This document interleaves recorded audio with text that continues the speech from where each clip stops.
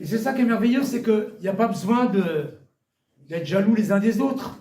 Hein, parce qu'il nous a tous créés pour quelque chose de précis. Et ce qui est important, c'est de savoir pourquoi nous sommes créés. Et moi, je pense que tous les parents devraient, dès leurs petits-enfants, comme le petit bébé qui est là, hein, demander, Seigneur, quelle est la destinée de cet enfant? Nous n'avons pas, les adultes, eu ce privilège. Nous avons eu des parents qui ont fait la guerre, qui étaient après la guerre, et qui voulaient le meilleur pour nous. Vous voyez, ma mère disait toujours, je ne veux pas que tu sois derrière des vaches. Vous voyez, oui, elle disait autre chose. Hein. Et elle m'a cassé la tête et les pieds avec l'école. Mais moi, je n'ai pas besoin d'aller à l'école. C'est des besoins différents pour chacun. Vous voyez? Et quand j'étais en 5e, ils voulaient me faire passer en 4e, j'ai dit non, merci. J'ai dû les convaincre en faisant 20-0. Pour leur montrer que non. Alors bien entendu, ils m'ont dit, vous êtes foutus, c'est terminé pour vous, il n'y a pas d'espérance, il n'y a pas d'avenir. Pour les humains, oui, mais pour Dieu, c'est dans la main de Dieu. Et ce que je voudrais, c'est que nous apprenions dans les temps qui viennent à savoir qui est notre Dieu. Amen. Vous savez que même le premier homme ne savait pas qui était son Dieu. Sinon, il n'aurait pas écouté le serpent. Vous êtes d'accord? Adam et Ève ont écouté le serpent parce qu'ils ont cru que le serpent avait des meilleures propositions. Vous voyez, il faut que je cherche mes mots. Hein. C'est l'avantage d'aller à l'école. Hein. Des meilleures propositions. Mais non. Et notre problème à tous, et c'est triste parce que même souvent les chrétiens, les pasteurs, les livres nous poussent toujours à devenir quelqu'un d'autre. Mais non, il faut découvrir qui nous sommes. Vous voyez? Moi je lis beaucoup sur Facebook, Internet et tout, mais ça fusille à fond la caisse. Ça tire, ça n'arrête pas de tirer. Mais les amis, nous devons nous aimer les uns les autres, nous pardonner les uns les autres, nous bénir les uns les autres, nous encourager les uns les autres, pas nous détruire les uns les autres. Parce que si nous nous détruisons, nous faisons l'œuvre du diable. Un jour, Jésus monta, donc au verset 22 du chapitre 8 de Luc, dans une barque avec ses disciples et leur dit « Passons de l'autre côté du lac. » Ils gagnèrent le large. Pendant la traversée, Jésus s'assoupit. Soudain, un vent violent se leva sur le lac. L'eau envahit la barque. La situation devenait périlleuse. Les disciples s'approchèrent de Jésus et le réveillèrent en criant « Mais, nous sommes perdus !» Il se réveilla et parla sévèrement au vent et aux flots tumultueux. Ils s'apaisèrent et le calme se fit. Alors, il dit à ses disciples, « Où est donc votre foi ?» Et ce qui est important, c'est que les disciples ne connaissent pas Jésus. Ils ne connaissent pas. Et c'est notre problème. Vous allez lire plein de bouquins, des livres très intéressants, mais très intellectuels. Vous voyez ? Alors que le cœur de Dieu, il faut lire et écouter des gens qui connaissent les battements du cœur de Dieu. Après, vous pouvez lire tous les livres que vous voulez pour complémentariser votre savoir. Mais si vous ne connaissez pas le cœur de Dieu, tout ce que vous lirez, ça ne servira à rien. Et moi, je n'ai pas eu ce bonheur.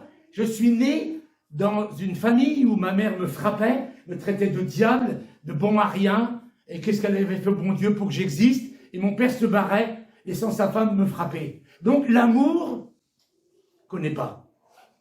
Mais, en me convertissant, j'ai réalisé que très peu de chrétiens connaissent l'amour. Je vous dis, ça fait seulement une année que je me suis mis sur WhatsApp et Facebook, je suis étonné de ce manque d'amour. Quand quelqu'un fait du mal, par exemple, vous avez deux possibilités, ou être contre lui et parler contre lui, ou dire le pauvre. il va moissonner. J'ai parlé du point de vue la dernière fois.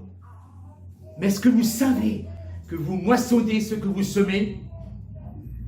Si vous n'avez pas moissonné là, vous ne moissonnerez pas. C'est comme ça. Et un des versets qui me touche le plus en ce moment, c'est de l'abondance du cœur que la bouche parle. Et la bouche est l'instrument par lequel vous allez avoir la vie ou la mort. Et vous allez manger, dit la parole de Dieu, les fruits de ce que vous parlez. Si vous parlez négativement, vous allez manger des fruits négatifs. Donc moi, je n'ai pas envie d'être contre ces gens qui parlent négativement et qui sont malheureux. Ils ont besoin encore plus de mon amour que les autres. Parce que je sais que la fin du film, c'est une impasse. Et je sais que même si aujourd'hui, ils fusillent tout le monde, ils brillent et tout ça, un jour, ils vont mal faire finir. Et ils vont même finir en enfer. Vous voyez, aujourd'hui, on peut être contre M. Poutine, on peut être contre tout un tas de gens. Mais est-ce que vous savez que ces gens-là sont en danger et qu'ils ont besoin plus de vos prières que ceux qui vont bien? Ah, vous allez me dire, non, mais ça, c'est pas bien ce que vous dites, c'est pas juste. Si vous connaissiez le cœur de Dieu, car Dieu a tant aimé le monde qu'il a donné. Il a donné qui? Son Fils. Mais il faut le faire pour qu'un Fils qui est parfait vienne au travers de l'ombre du Tout-Puissant et Marie venir passer 33 ans dans ce monde pourri. Il faut être fou. Ou il faut aimer vraiment le monde. Dieu a tant aimé le monde. Et voyez, ce Jésus, il dit quelque chose, il dit une chose, il dit une phrase. Passons à l'autre bord. Peut-être que vous connaissez la chanson, hein. Il n'a pas dit que tu coulerais, il n'a pas dit que tu sombrerais, il a dit allons à l'autre bord. Il n'a pas dit grand-chose, hein. Mais alors pourquoi est-ce qu'on ne le croit pas? Quand il dit tu seras sauvé, toi et ta famille, quand il dit que tu es guéri par les meurtrissures de Jésus-Christ, quand il dit qu'il pourvoit tous tes besoins, pourquoi tu ne le crois pas? Pourquoi tu crois plutôt les gens de cette planète au lieu de croire ton Dieu? Ton Dieu, vous voyez, c'est le Dieu qui vient de parler à son serviteur. Il n'aurait même pas été étonné. Parce que Dieu nous met la première place partout. Nous sommes ses enfants. Et je vous le dis la fois d'avant encore, quand le fils prodigue revient à la maison, le père, il lève sa robe, il court, il prend son fils, il lui fait plein de bisous. C'est le père prodigue, c'est pas le fils prodigue. Le père a 2 enflures de fils. 2 enflures. Un qui s'est payé les prostituées, hein, et un qui se prend pour je sais pas qui. Pourquoi on a dit le fils prodigue? C'est le père prodigue. Et moi je pense que le Saint-Esprit qui habite en nous, il est attristé par l'idée et l'image qu'on se fait de lui. Vous voulez le réveil sur ce pays? Croyez que le Dieu qui habite en vous, il est amour. L'amour est patient, l'amour est bon, supporte tout, croit tout, espère tout, ne s'irrite pas, ne cherche pas son intérêt. Ça, c'est notre Dieu. Les amis, moi j'ai qu'un message. Connais Dieu. J'en ai pas d'autre. Je ne dis pas qu'il n'y en a pas d'autre. Je ne dis pas, quand je lis Claude et Julia, c'est merveilleux. Quand je lis certaines personnes, c'est merveilleux. Mais ce n'est pas mon appel à moi. Mon appel à moi, c'est de dire Dieu est amour. Et si je m'écarte de ce message-là, je ne suis plus dans mon message et Dieu ne me bénira pas parce que c'est l'Adam qui veut me bénir. Jésus dit une chose, passons à l'autre bord. Il suffit qu'il y ait une petite tempête et pour qu'il dise mec, ne me tue pas, nous allons mourir. Il dit, t'es passé où? T'es passé où? Ça c'est le chrétien. Qu'est-ce qui m'arrive? Je ne peux pas payer mes factures. Et qu'est-ce qui m'arrive? J'ai pas de mari, j'ai pas de femme, j'ai pas de ceci, j'ai pas de cela. Mais arrête! Ton Dieu c'est tout. Et il a pourvu. Avant que tu sois né, il a pourvu pour toute ta vie. Il sait exactement tous les problèmes que tu vas passer. Quand vous voyez la vie de Joseph, qui voit toute sa famille se prosterner devant lui, Dieu n'a pas pu lui dire, écoute, avant d'arriver sur le trône d'Égypte, hein, tu vas être chassé par tes frères, tu vas être jeté dans un puits, tu vas être vendu en Égypte, la femme de Potiphar, elle va mentir, tu vas te retrouver en prison. Mais est-ce que vous comprenez que le programme de Joseph, qui semble être affreux, était le plan de Dieu pour ça? Joseph ne pouvait pas avoir une vie plus merveilleuse et plus extraordinaire. Mais le problème, c'est que nous voyons la vie merveilleuse et extraordinaire sans aucun problème et sans sortir de son confort. Mais c'est pas possible. Moi, j'ai beaucoup aimé ce témoignage. Dieu a décidé de lui donner une place là-bas. Il n'a rien fait. Et Dieu lui a ouvert des portes. Et c'est carrément ces gens-là qui l'ont presque supplié. C'est ça, Dieu. Tu es appelé, les jours qu'il te reste, à vivre heureux sur la terre. Parce que le bonheur n'a rien à voir avec la persécution, pas la persécution. Le bonheur, c'est d'être là où Dieu te veut, à faire ce que Dieu te veut. Pourquoi une tempête? Parce que le diable voulait empêcher Jésus d'aller exorciser le Gadarénien. Quand il y a des tempêtes, quand il y a des problèmes, c'est qu'il y a des bénédictions derrière. Amen. Toujours, toujours, toujours. Chaque fois que tu passes par des temps difficiles, réjouis-toi, parce que des temps de merveille vont arriver. Amen. Jésus, lui, pourquoi il dormait? Parce qu'il se préparait. Vous pouvez prendre tous les textes, il a traversé le lac rien que pour le Gadarénien. Il est venu que pour lui. Vous vous rendez compte? Un type que tout le monde détestait, qui était enchaîné, qui vivait tout nu, tout le monde l'avait rejeté, tout le monde crachait dessus. Et Jésus, il a traversé le lac rien que pour lui. Jésus est venu pour moi sur le toit à Katmandou quand je me suis jeté dans le vide et m'a rattrapé dans le vide et m'a jeté en arrière. Il faut que nous acceptions que notre Dieu est bon et qu'il nous aime, même si nous faisions toutes les bêtises possibles et inimaginables. La grâce de Dieu, le pardon de Dieu n'a rien à voir avec ta vie. Même si elle est en dents de scie, quand tu découvriras l'amour de Dieu, tu arrêteras de vivre une vie en dents de scie.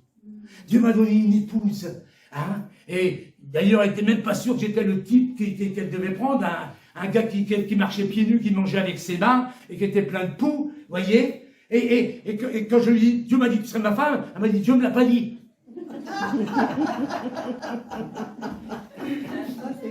Mais vous vous rendez compte, Dieu m'a donné la meilleure femme qu'il y avait. Vous savez qu'où j'étais à l'école biblique, ils ont presque tous divorcé. Presque tous. Nous, je suis arrivé à Vichy, j'ai amené Michel Pett après, et après René, vous les connaissez tous, et nous sommes tous les trois encore mariés, et Michel me disait l'autre jour, nous avons tous les trois travaillé chez Gelin, le charcutier, et nous sommes tous les trois dans l'œuvre de Dieu. Amen. Les plus pouilleux qu'il y avait à Vichy. La racaille de Vichy. Et Jésus dit une seule phrase, passons à l'autre bord. Il te dit une seule phrase, par les meurtrissures de Jésus-Christ, tu as été guéri. Il te dit une seule phrase, ton mari va revenir. Il te dit une seule phrase, tu vas réussir tes études. Amen. Il te dit une seule phrase, tu vas réussir comme professeur. Amen. Prenez à chacun ce que vous avez besoin. Prenez-le, prenez le meilleur. Mais vous savez, nous sommes nés dans cette société négative et pourrie qui veut nous faire croire que si on n'a pas fait ça, ça, ça, ça et ça, on ne peut pas réussir. Et une partie de ceux qui l'ont fait, ils sont devenus des prostituées dans ce pays. Nous sommes des privilégiés. Maître, ne vois-tu pas, nous périssons. Arrêtez de voir les galères. C'est fini, la galère. Page de pub, c'est mon livre que j'ai écrit, mais que j'étais pas du tout dans cette croyance. Je sais pas pourquoi j'ai écrit Fini la galère, parce que quand je l'ai écrit, j'étais encore en plein dedans. Et 17 avril 2001, j'ai dit, Seigneur, je t'abandonne ma vie. Comme un condamné à mort, comme quelqu'un qu'on va flinguer. Seigneur, je te donne ma vie à 100%, fais-en ce que tu veux. C'était le plus beau jour de ma vie. Amen. Et Dieu lui dit, enfin, et les anges ont dû dire, il nous a fatigués celui-là. 10 accidents de voiture en 1 an, 12 voitures en 2 ans et demi, etc., etc., etc. Oh, les anges, quand je vais arriver là-haut, ils vont te dire, toi, déjà tu t'es jeté dans du toit, il a fallu te prendre. Mais si Dieu m'aime, il vous aime. Voyez? Et je vous dis, ne travaillons pas avec le diable, ne disons de mal de personne. Quelqu'un qui va mal n'a pas besoin qu'on lui crache dessus par-dessus le marché. Il a besoin qu'on prie pour lui. Mes amis, voyez vos enfants, voyez vos familles, voyez vos cousins, voyez. J'ai dit au diable, tu ne toucheras pas un seul membre de ma famille. J'ai des cousins, des oncles, des tantes. Il n'y a personne qui est mort prématurément. Personne. Je vais marcher tous les matins. Tous les matins, il y a 3 gouttes qui tombent. J'ai dit, toi, tu t'arrêtes au nom de Jésus. Et il a parlé à la tempête. Hein. Moi, je parle à des gouttes encore. Je ne parle pas encore aux tempêtes. J'ai dit, goutte, tu t'arrêtes. Toi, là-haut, hein, tu t'écartes. Tu peux aller sur le champ à droite, sur le champ à gauche, mais là où je suis, non, tu ne mets pas de pluie. Tu mets un pluie devant, tu mets un pluie derrière, mais tu ne mets pas de pluie où je marche. Vous avez autorité, mais vous vous rendez compte? Vous ne vous rendez pas compte? Vous parlez à un démon et vous lui dites, au nom de Jésus-Christ de Nazareth, tu vas décaniller, tu vas sortir. Le démon fait, non, je ne sortirai pas, je suis là depuis des générations. Tu dis, arrête ton charbénure. 3 heures après, l'autre qui part en chialant. Mais vous ne vous rendez pas compte ce que Dieu vous a donné, les dons, les talents, la puissance, l'amour. Vous avez tout pleinement en Christ. Vous pouvez tout par celui qui vous fortifie. Amen. Ah oui, bravo. Même si tous ceux qui vous ont entouré vous ont dit que vous étiez des ânes et que vous arriveriez jamais, ne les écoutez pas. Vous n'avez pas le même cursus, vous n'avez pas le même chemin. On a tous un chemin différent. Mais nous sommes tous aimés de Dieu. Jésus, il aimait tellement le Gadarénien. Ce n'est pas une petite tempête qui allait l'arrêter. Et quand vous prenez Paul, il lui dit, passe, tu iras à Rome. Mais Dieu avait prévu qu'il passe par l'île de Malte. Et que l'île de Malte, même un serpent le pique. Et que toute l'île entière soit touchée par la puissance de l'évangile. Voyez? Quand la main de Dieu est sur toi, il n'y a personne qui peut te toucher. Amen. Alors arrête de croire qu'une maladie quelconque, elle peut te détruire. Toutes les maladies qui sont dans ton corps ont été vaincues et détruites. Elles se dessèchent au nom de Jésus. Amen. Seulement si tu le crois. Et financièrement, c'est la même chose. Si tu crois, tu verras la gloire de Dieu. Amen. Dieu va pourvoir à tes besoins parce que tu es son enfant, tu es son fils, Amen. Tu es sa fille. Passons à l'autre bord. Une seule phrase qui s'est réalisée. Tout ce que Dieu dit se réalise. Quand vous lisez quelque chose, hein, croyez-le. Dites, je le crois, c'est pour moi, je le prends, je m'en empare, je m'en accapare.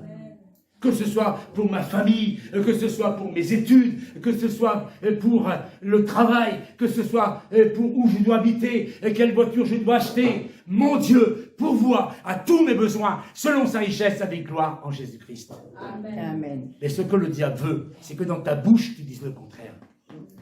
Parce que chaque fois que tu dis le contraire, tu annules la parole de Dieu et tu ne vois pas la gloire de Dieu. Nous devons être libérés des principes de ce monde. Mais j'ai compris que ce n'est pas facile. Vous vous rendez compte, le peuple de Dieu, qui était esclave, qui était fouetté, et qui mangeait des concombres, hein, voulait tuer Moïse pour retourner esclave, manger des concombres en Égypte. Alors qu'ils avaient des habits qui ne vieillissaient pas. Alors qu'ils avaient la nuée, alors qu'ils avaient l'écaille, alors qu'ils avaient la mer qui s'ouvre, ils avaient tout. Mais cette vie-là, ils n'en voulaient pas, ils voulaient retourner en Égypte. Parce que le problème de l'homme, c'est l'inconnu. L'inconnu. En un mot, l'homme n'aime pas l'inconnu. Il veut le confort, il préfère voyez, regardez, quelqu'un sort de prison, il a fait 20 ans de prison. Ben, il fait tout pour y retourner. Ben, vous dites, mais ils sont bêtes quand même. Hein? Ils ont fait 20 ans. Ils sortent, ils cambriolent quelque chose, ils y retournent dans le mois qui suit. Mais c'est parce qu'ils ne savent pas vivre autrement. Ils ne savent pas. Le problème, c'est qu'en prison, on ne leur a pas appris à vivre en dehors de la prison. Et il ne faut pas que l'Église soit comme ça. Vous voyez, on a voulu mettre l'Église dans un bocal. Si tu ne vas pas à l'Église, tu es perdu, carrément. C'est faux. Tu es perdu si tu te sépares de Christ. Si tu dis au Saint-Esprit qui est en toi, fous le camp, dégage. Là, tu es perdu. Le seul péché qui te perd, c'est le péché contre le Saint-Esprit. Amen. Amen. L'Église, c'est le rassemblement des croyants. C'est pas le bocal où tu ne peux pas vivre ailleurs. C'est le rassemblement, c'est la communion fraternelle. Et en plus, comme on va manger ce midi, c'est l'agape. C'est ça l'Église. C'est pas un endroit pour qui te stresse, qui te fait perdre ton identité. L'armée peut-être, mais pas l'Église. Et je rends grâce à Dieu de ne pas avoir été à l'armée. Mon père, il a dit, j'ai fait l'armée pour mes 4 enfants. Mais il a dit à contre-cœur. Hein. C'est moi qui s'est bien arrangé pour ne pas y aller et pour que mes frères n'y aillent pas non plus. Et j'ai réussi. Quand je vois que Claude était à l'armée, j'ai dit, oh le pauvre. En Allemagne en plus. Vous voyez? Bon, là, c'est un autre sujet. Mais vraiment, si j'arrive à vous faire comprendre que Dieu vous aime comme vous êtes. Par contre, le diable va vous pilonner 24 heures sur 24 pour vous dire que vous êtes des cloches, que personne ne vous aime, que vous réussirez jamais. Et il va même utiliser des gens qui sont à côté de vous, des gens qui vous aiment. Non, t'es pas beau, t'es trop moche, t'es plus là, t'es qu'une cloche. Va dire à ta mère qu'elle t'en fasse. Non, ça c'est le diable. Je sais pas qui c'est qui chantait ça. Qui c'est qui chantait ça? Mais c'est comme celle que je suis malade, complètement malade. Tout ce qui sort de la bouche est un fruit. Si tu as compris que même une chanson qui sort de ta bouche est un fruit, c'est un fruit que tu manges, qui te donne des bonnes choses ou qui t'empoisonne. Tu n'as pas à parler ni à chanter les mensonges du diable. Et c'est ce qu'il faisait. Hein. Maître, ne vois-tu pas, nous périssons. Pourquoi? Parce que dans leur famille, sur des générations, il y avait eu des morts en mer. Vous allez au Gros du Roi, vous allez le voir, Gros du Roi, il y a une jetée.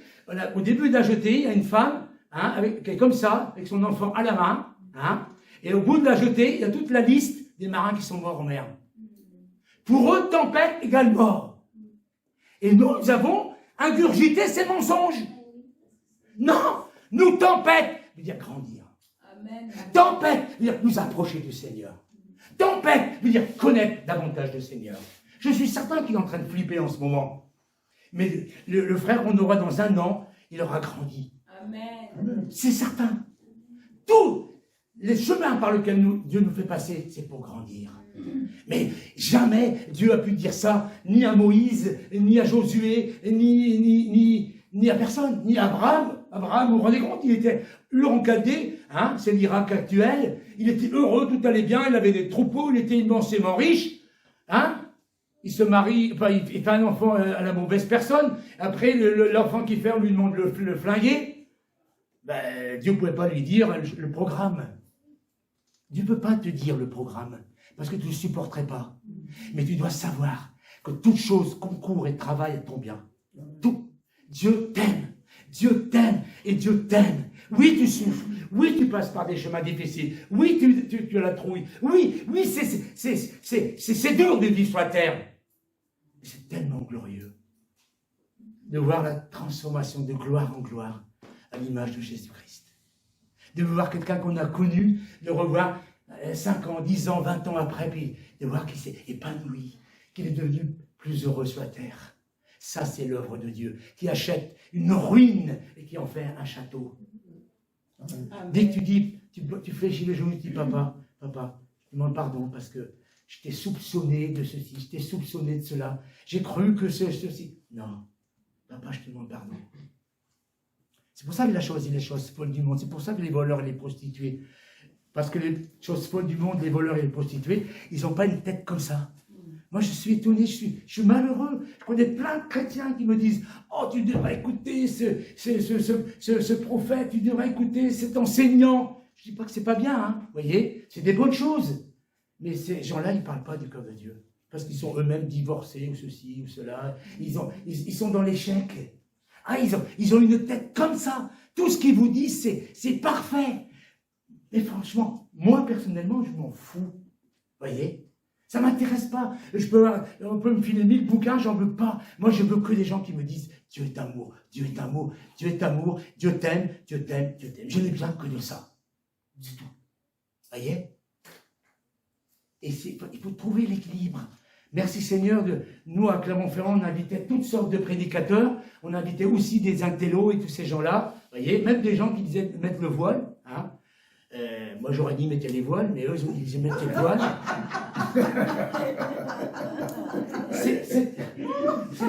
C'est important qu'on entende tout, mais entendez les battements du cœur de Dieu. Vous voyez?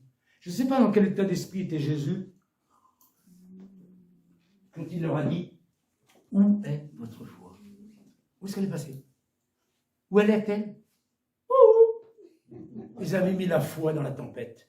Ils avaient mis la foi dans la mort. « Maître, ne vois-tu pas, nous périssons. Où est ta foi ?» Posez-vous la question à chacun. Repartez chacun cet après-midi en disant « Où est ma foi? En quoi est-ce que je l'ai placée? En qui est-ce que je l'ai placée? » Si je l'ai placé ma foi en Dieu, je suis le plus heureux des chrétiens, je suis la plus heureuse des chrétiennes. Parce que mon papa, il m'aime. Il m'aimera toujours. Et il pourvoira toujours. Il est en train de les former. Et ce même Pierre qui va crier au secours, nous périssons, quand Jésus va lui dire jette ton filet, hein, va dire on a péché toute la nuit, on n'a rien pris, mais sur ta parole, il a appris que la parole de Dieu, hein. Il n'a pas encore appris que Jésus c'est Dieu et que c'est merveilleux, que c'est la plus belle chose qu'il ait pu lui demander, hein. Il est encore à dire bon, sur ta parole, je jetterai le filet. Et quand il prend le filet, il est plein à craquer. Voyez? Vous êtes appelés à une vie abondante. Et tous ceux qui parlent d'une vie différente, hein, une vie de pauvreté, une vie de maladie, une vie où on se fouette, on se flagelle, c'est pas le même Dieu. C'est pas mon Dieu. Voyez? Et vous voyez, même Dieu, moi, aujourd'hui, m'utilise avec des catholiques. Je suis copain avec une, comment ça s'appelle, une femme qui vit tout seul. Une ermite. Une ermite. Elle me téléphone, Jean-Mi, qu'est-ce que tu penses de ça? Jean-Mi, viens prier. Jean-Mi, fais ceci. Jean-Mi, fais cela. Vous voyez? On est compte? Et elle était carrément avocate avant. Vous voyez? La grosse tête qui fume, hein? Vous voyez? Mais elle a compris. Elle a vu. Elle a dit, ce gars-là, il est un peu marteau, mais il connaît le Seigneur. C'est ça qu'il faut que vous fassiez. Fréquentez des gens qui connaissent le Seigneur. Fréquentez des gens qui aiment le Seigneur. Parce que ces gens-là, ils vont vous aider à grandir. Les autres, ils vont vous coller des craintes. Tout ce que les disciples avaient, c'était des craintes. Vous voyez? Vous vous rendez compte? Ils avaient un métier, ils étaient pêcheurs, mais ils étaient tout le temps en train de flipper. D'accord? Que Dieu vous bénisse. Connais ton Dieu, connais ton Dieu, connais ton Dieu.